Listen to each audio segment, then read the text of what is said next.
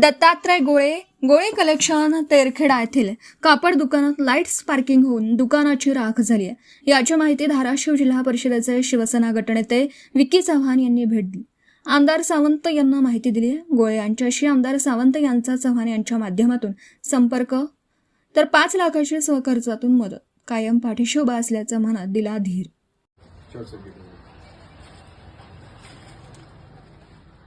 एक काम करा, सगळं करून मी एससीला फोन करतो।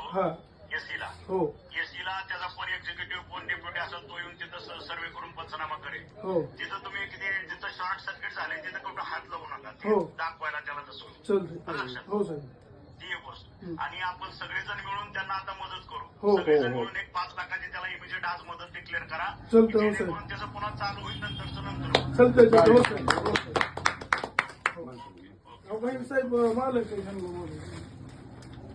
ते अपघात असतो हा लक्षात। आम्ही सगळे तुमच्या बरोबर आहोत, सगळेजण आणून आता वर्गणी काढून तुम्हाला 5 लाखाची मदत आज उद्या तुम्हाला पोहोचेल।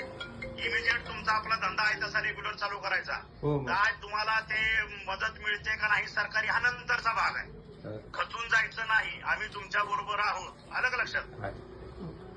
ठीक आहे, हो चाल।